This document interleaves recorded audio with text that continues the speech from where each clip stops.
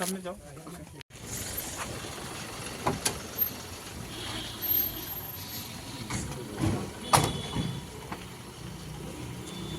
কি হয়েছিল আজকে আমরা গোপন খবরের ভিত্তিতে রাজু দেব, বয়স 50, বাবার নাম লেট রমণী মোহন দেব, ধর্মনগর মিউনিসিপ্যাল কাউন্সিল 10 নম্বর ওয়ার্ড। এখানে ওনার বাড়িতে রেড করেছি।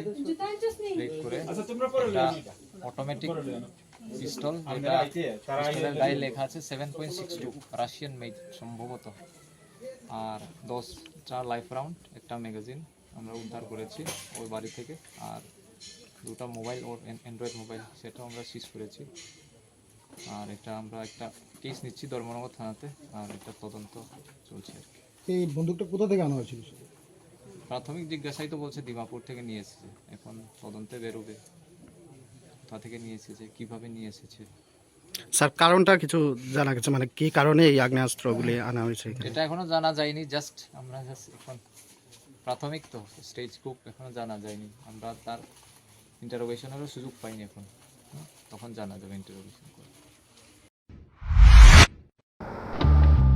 বাড়ির ছেলে ডাক্তারি পাশ করে ফিরছে, তাই সেলিব্রেশন চলছে নানা পদের রান্না।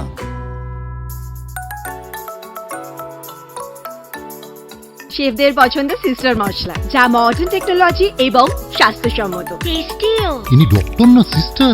সিস্টারের রান্না প্রতি পদে স্বাদের বাহার, মন চাই ফিরে ফিরে খেতে বারবার। সিস্টার নিশ্চিন্তের প্রতীক।